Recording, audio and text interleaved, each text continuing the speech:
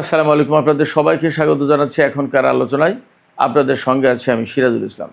দর্শক, এইমাত্র আমি যখন ভিডিও শুরু করলাম তখন একটা খবর পেলাম যে দক্ষিণ ইরাকের আকাশ থেকে ইরানের সামরিক বাহিনী একটি মার্কিন F-15 যুদ্ধ বিমান ভূপাতিত করেছে।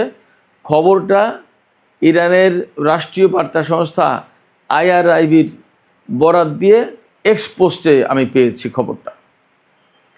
সরাসরি IRIBর বরাত দেওয়া হচ্ছে এবং যে সূত্র থেকে এই পোস্টটা আমি দেখলাম ওই সূত্রটা যথেষ্ট নির্ভরযোগ্য। সেক্ষেত্রে নতুন করে আমেরিকার একটি F-15 যুদ্ধ বিমান যদি ভূপাতিত হয়, আমি যদির কথা বলছি, তাহলে কিন্তু পরিস্থিতি আবার অনেক বেশি উত্তপ্ত হয়ে উঠল এবং আমেরিকা ইরান নতুন করে যুদ্ধের আশঙ্কা প্রচণ্ড এবং প্রবল হলো। এদিকে ইরানের সামরিক বাহিনীর একজন কমান্ডার, শীর্ষ পর্যায়ের কমান্ডার,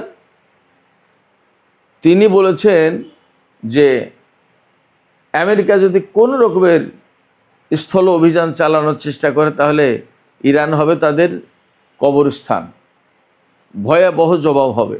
আমরা একই সাথে দেখতে পাচ্ছি ইরানের IRGCর প্রধান, সামরিক বাহিনীর চিফ অফ স্টাফ, তারপরে জাতীয় নিরাপত্তা পরিষদের সচিব, সবার বক্তব্য কিন্তু এই মুহূর্তে অনড়, অটল এবং চুক্তি বা আলোচনা, ডিপ্লোম্যাটিক প্রসেসের দিকে যাওয়ার তাদের আপাতত চিন্তা নেই। কেন এই শক্ত অবস্থান নিলেন? আসলে নতুন সামরিক কাঠামোই পরিবর্তনের পরে ইরানের সামরিক বাহিনীতে কি বড় ধরনের পরিবর্তন হলো? অথচ পাকিস্তানের পক্ষ থেকে কিন্তু ইরানে তাদের স্বরাষ্ট্রমন্ত্রীকে পাঠানো হয়েছে, চেষ্টা করা হচ্ছে আঞ্চলিক স্থিতিশীলতা এবং নতুন করে আলোচনায় বসানো যায় কিনা সেই ব্যাপারে কথা বলার। আরও কতগুলো ঘটনা আছে, ছোট ছোট ঘটনা। লোহিত সাগরে হুতিদের হামলায় সৌদি আরবের যে জাহাজ ক্ষতিগ্রস্ত হয়েছে, সেই জায়গায় পাকিস্তানের 3 জন নাগরিক নিহত হয়েছে। এ ব্যাপারে পাকিস্তানের পক্ষ থেকে কিছু বক্তব্য আছে। আর বাব আল মানদেব প্রণালীর পরিস্থিতি কিন্তু আগের চেয়ে জটিল হয়ে উঠেছে। এর প্রেক্ষাপটে আন্তর্জাতিক বাজারে তেলের দাম যেমন বেড়েছে, তেমনি জাপানের পক্ষ থেকে ইরানকে অনুরোধ জানানো হয়েছে যাতে বাব আল মানদেব প্রণালী এলাকায় হুতিরা হামলা বন্ধ করে, সেই ব্যবস্থা যেন ইরান নেয়। সুপ্রিয় দর্শক, এই বিষয়গুলো নিয়ে এখনকার ভিডিওতে আমি বিস্তারিত আলোচনা করার চেষ্টা করব। আশা করি আপনারা শেষ পর্যন্ত সঙ্গে থাকবেন। আর ভিডিও যদি ভালো লাগে তাহলে লাইক, কমেন্ট, শেয়ার করবেন এবং চ্যানেলটি সাবস্ক্রাইব করে সাথেই থাকবেন। দর্শক, চলুন আমরা বিস্তারিত আলোচনা করি। প্রথম আলোচনা যেটা করতে চেয়েছি সেটি হচ্ছে যে এই মাত্র কিছুক্ষণ আগে খবর পেলাম, এখনও মেইন স্ট্রিম গণমাধ্যমে যাচাই করার সুযোগ হয়নি।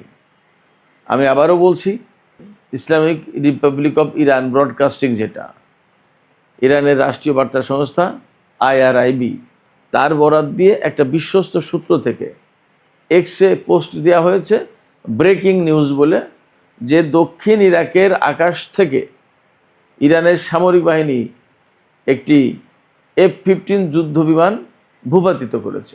এই খবরে দাবি করা হয়েছে যে শোল্ডার লঞ্চ মিসাইল থেকে, অর্থাৎ কাঁধে রেখে যে মিসাইল ছোড়া হয়, সেই মিসাইলের সাহায্যে এই বিমানটি ভূপাতিত করেছে।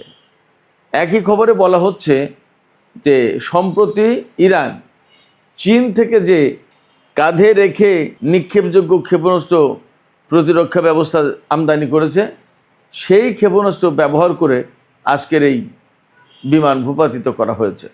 এখানে অবশ্যই কথা বলতে হবে, এই বিমান যদি অ্যাকচুয়ালি ভূপাতিত হয়ে থাকে তাহলে কিন্তু আমেরিকা এবং ইরানের মধ্যে নতুন করে বড় রকমের সংঘাতের একটা আশঙ্কা বা পরিস্থিতি তৈরি হলো।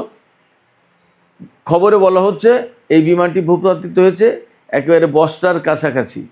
বসরা কিন্তু ইরাকের একেবারে দক্ষিণ অঞ্চলে, যেখান থেকে ইরানের সীমান্ত কাছাকাছি। এখন প্রশ্ন আসতে পারে যে ইরান কেন মার্কিন বিমান ভূপাতিত করতে গেল?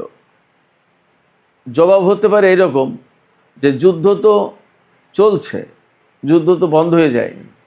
আমেরিকা হঠাৎ করে ইরানের উপর আক্রমণ করে বসে। ইদানিং ইরানও প্রিএমটিভ হামলা করেছে জর্দানে মার্কিন বিমান ঘাঁটিতে, এবং হয়তো আজকের এই হামলাও বা আজকের এই যুদ্ধ বিমান ভূপাতিতের ঘটনা হয়তো একই রকমের। ইরানের পক্ষ থেকে কিন্তু হুঁশিয়ারি উচ্চারণ করা হয়েছে যে আমেরিকা যদি কোনো ধরনের স্থল অভিযান চালানোর পরিকল্পনা করে ইরানের বিরুদ্ধে, তাহলে তাদেরকে একেবারে চূড়ান্ত জবাব দেওয়া হবে এবং মার্কিন সেনাদের কবরস্থানে পরিণত হবে ইরান। কেন এই হুমকি হঠাৎ করে? তাহলে কি নতুন যে সামরিক কাঠামো পরিবর্তন করা হলো, কমান্ডিংয়ের কাঠামো সর্বোচ্চ নেতা পরিবর্তন করলেন, এই পরিবর্তনের কারণে কি ইরানের সামরিক বাহিনী আইআরজিসি তারা সবাই নড়ে চড়ে বসেছে? এবং আজকেই ঘোষণা দেওয়া হচ্ছে যে ইরান এই পরিমাণে ক্ষেপণাস্ত্র এবং ড্রোন উৎপাদন করে, যা ব্যবহার করেছে তার চেয়ে অলরেডি পার হয়ে গেছে নতুন করে উৎপাদন করা ড্রোন এবং ক্ষেপণাস্ত্রের পরিমাণ। এবং একজন সামরিক কমান্ডার বলেছেন যে ইরান যদি কয়েক বছর ধরে যুদ্ধ করে তাহলেও তাদের হাতে জমানো ক্ষেপণাস্ত্র এবং ড্রোন শেষ হবে না। তাহলে আসলে আমেরিকার ভরসার জায়গা কি? আমেরিকা কি ইরানের সাথে যুদ্ধ করে হরমুজ প্রণালী এবং চলমান সংকট সমাধান করতে পারবে, নাকি মার্কিন প্রেসিডেন্ট ডোনাল্ড ট্রাম্প তার গল্ফ ক্লাবের কাছে নাকি ক্ষেপণাস্ত্র প্রতিরক্ষা ব্যবস্থা মোতায়েন করেছে? এইরকমভাবে সারা আমেরিকায় ক্ষেপণাস্ত্র প্রতিরক্ষা মোতায়েন করতে হবে কোনটা? এদিকে হরমুজ প্রণালী এলাকায় কিন্তু কঠিন পরিস্থিতি বিরাজ করছে। ওমান উপকূলে একটি জাহাজে আমেরিকা হামলা চালিয়েছিল, সেই জাহাজের তেল ছড়িয়ে পড়েছে ওমান উপকূল থেকে হরমুজ প্রণালী পেরিয়ে সেই তেল ইরানের উপকূলের দিকে চলে গেছে, এবং ইরানের কেশম দ্বীপের যে সমস্ত ছোট ছোট জলপ্রবাহ রয়েছে সেই সব জায়গায় ছড়িয়ে পড়েছে। খুব খুব মারাত্মক অবস্থা এবং পরিবেশ বিপর্যয়ের একটা বড় আশঙ্কা দেখা দিয়েছে। এদিকে বাব আল মানদেব প্রণালী এলাকায় হুতিদের হামলায় সৌদি আরবের একটি জাহাজ ক্ষতিগ্রস্ত হয়েছে এবং পাকিস্তানের 3 জন নাগরিক নিহত হয়েছে। এই ঘটনায় পাকিস্তান ইরানের সাথে আলোচনা করছে এবং পাকিস্তানের পররাষ্ট্রমন্ত্রী ইসাক দার এই ঘটনার নিন্দা জানিয়েছেন। তিনি একটু হুমকির সুরেই বলেছেন যে সৌদি আরবের সাথে যেহেতু তাদের অ্যালায়েন্স রয়েছে, 15 জাতির জোটে যুক্ত তারা, সেক্ষেত্রে লোহিত সাগরের নিরাপত্তা বা ওই এলাকায় এই ধরনের ঘটনা যাতে রোধ করা যায়, প্রয়োজনে তার কার্যকর ব্যবস্থা নেবে তারা। পরিস্থিতির দেখে আসলে মনেই হচ্ছে যে মধ্যপ্রাচ্যের অবস্থা অনেক জটিল। কিন্তু দুঃখজনক হচ্ছে যে সৌদি আরবের সাথে ইয়েমেনের যে সংকট, এই সংকটটা মীমাংসার জন্য তুরস্ক, পাকিস্তান এইরকম কোনো দেশ উদ্যোগ নিল না। সবাই এর নিন্দা জানাচ্ছে, 15 জাতির জোটে যুক্ত হচ্ছে, কিন্তু ইয়েমেন এবং সৌদি আরবের মধ্যকার যে সংকট, এই সংকট সমাধানের কোনো ব্যবস্থা কেউ করছে না, উদ্যোগ নিচ্ছে না। আমি আগেই বলেছি, হরমুজ প্রণালী এবং বাব আল মানদেব প্রণালীর এই ঘটনায় তেলের দাম কিন্তু বেড়ে গেছে। আমি দুপুরের ভিডিওতে বলেছিলাম $88, এখন সেই তেলের দাম $89 পার হয়ে গেছে প্রতি ব্যারেল ব্রেন্ট ক্রুড অয়েলের দাম। আর ওয়েস্ট টেক্সাস ইন্টারমিডিয়েটের দামও বেড়েছে, সেটাও $84 কাছাকাছি মনে হয়। বাব আল মানদেব প্রণালীর পরিস্থিতি যথেষ্ট জটিল হয়ে পড়েছে। হরমুজ প্রণালী তো এতদিন আটকে আছেই, বাব আল মানদেব প্রণালী নতুন করে আটকে যাওয়ার কারণে এশিয়ার অনেক দেশ এখন সৌদি আরবের কাছ থেকে আর তেল নিতে পারছে না। এর প্রেক্ষাপটে জাপানের প্রধানমন্ত্রী ইরানের প্রতি আহ্বান জানিয়েছে, ইরানকে অনুরোধ জানিয়েছে যাতে ইরান ইয়েমেনের হুতিদেরকে বলে যে বাব আল মানদেব প্রণালী এলাকায় যাতে জাহাজগুলো ছেড়ে দেয়। আমি এখানে আবারও এই প্রশ্ন তুলব যে এই যে জাপান, তারা সবাই সংকটের আপাতত সমাধান চাইছে, কিন্তু যে কারণে এই সংকট তৈরি হয়েছে সেই কারণটা নিরসনের চেষ্টা কেন করছে না? জাপানও তো অর্থনৈতিকভাবে বিরাট পরাশক্তি, তারা তো সৌদি আরবকে বলতে পারে যে এই বাব আল মানদেব প্রণালী, হুতি, ইয়েমেন এই সংকটগুলো সমাধান না করার কারণে আন্তর্জাতিক বাজারে এই ক্রিটিক্যাল মোমেন্টে তেলের সরবরাহ একেবারেই বন্ধ হয়ে গেল। তো সেই জায়গায় সৌদি আরব, আপনারা ইয়েমেনের হুতিদের সাথে সংকটের সমাধান করেন, আসেন মীমাংসা করি, এ কথা কেউ বলে না। শুধু বাব আল মানদেব প্রণালীতে তেল নেওয়ার ব্যবস্থা করতে চায়, কিন্তু যে কারণে তেল নেওয়া আটকে যাচ্ছে সেই কারণে সমাধান করছে না। আশ্চর্য রকমের একটা দায়িত্বহীন বিশ্ব দেখছি আমরা। এত বড় একটা যুদ্ধ চলছে হরমুজ প্রণালীতে ইরানের সাথে আমেরিকা আর ইসরায়েলের, এই যুদ্ধ বন্ধের জন্য বিশ্বের কেউ উদ্যোগ নিল না এবং কেউ নিন্দা করলো না এবং কেউ থামালো না যে এই যুদ্ধ করা যাবে না, একটা অন্যায় যুদ্ধ হচ্ছে। বাব-আল মানদেব প্রণালীতে যে সমস্ত ঘটনা ঘটছে সৌদি আরবের সাথে ইয়েমেনের, এরও কোনো সমাধানে কেউ উদ্যোগ নিচ্ছে না। সৌদি আরব তো ইয়েমেনের উপর 12 বছর ধরে নিষেধাজ্ঞা দিয়ে রেখেছে, অবরোধ আরোপ করে রেখেছে। এখন ইয়েমেন 2 দিন অবরোধ আরোপ করাতে সারা বিশ্বের জন্য টনক নড়ল, কিন্তু সৌদি আরব যে কাজটা করছে তার জন্য টনক নড়ল না কেন? কেন বিশ্ববাসী এই সংকটের সমাধানের জন্য এগিয়ে আসবে না? কারোর কি কোনো দায়িত্ব নেই, দায়ী নেই? আশ্চর্য কথা। সুপ্রিয় দর্শক, এদিকে মক্কা চুক্তি নিয়ে নতুন একটা খবর বেরিয়েছে, খুবই গুরুত্বপূর্ণ খবর, যে মিশরকে কেন নেওয়া হয়নি বা মিশর আছে কিনা, মিশর আসবে কিনা। তুরস্ক বলছে যে মিশর টেকনিক্যালি বা ন্যাচারালি সে আমাদের পার্টনার, এই সময়ের ব্যবধান যে কোনো মুহূর্তেই সে যুক্ত হবে। মোটামুটি আজকে এই সমস্ত ব্যাপারে ভালো একটা তথ্য পাওয়া যাচ্ছে আন্তর্জাতিক সব গণমাধ্যমে প্রায়, আর সামাজিক মাধ্যমে তো আছেই। সেটা হচ্ছে মিশরকে এই জোটে নিতে রাজি হয়নি সৌদি আরব, কিন্তু নিতে রাজি ছিল তুরস্ক। সৌদি আরব কেন মিশরকে নিতে রাজি হয়নি জোটে? যতদূর খবর পাওয়া যাচ্ছে তার ব্যাখ্যায় এই যে সৌদি আরব, বাহরাইন, কাতার, সংযুক্ত আরব আমিরাত, মিশর, এই সমস্ত দেশ মিলেই ইয়েমেনের বিরুদ্ধে কিন্তু যুদ্ধ করেছিল, আরব জোট করেছিল তারা সৌদি নেতৃত্বে ইয়েমেনের হুতিদের বিরুদ্ধে যুদ্ধের জন্য। আবার কাতারের বিরুদ্ধে যখন 2017 সালের জুন মাসে সৌদি আরব, বাহরাইন, সংযুক্ত আরব আমিরাত সর্বাত্মক অবরোধ আরোপ করে, তখনও কিন্তু এই জোটে মিশর ছিল। এর অর্থ হচ্ছে যে সৌদি আরবের অত্যন্ত বিশ্বস্ত মিত্র ছিল, অন্তত সামরিক জোটের ডাকার ক্ষেত্রে মিশরকে কখনো বাদ দেয়নি সৌদি আরব। কাতারের বিরুদ্ধে অবরোধ আরোপের সময় মিশরকে ডেকেছে, আবার ইয়েমেনের হুতিদের বিরুদ্ধে যুদ্ধ করার সময়ও মিশরকে ডেকেছে। কিন্তু কি এমন ঘটনা ঘটলো এখন যে কারণে সৌদি আরব আর মিশরকে পছন্দ করছে না, এমনকি এই জোটে চাইছেই না, বাধা দিয়েছে রীতিমতো। তুরস্ক চেয়েছিল, সৌদি আরব এটা চায়নি, বাধা দিয়েছে। এর কারণটা কি?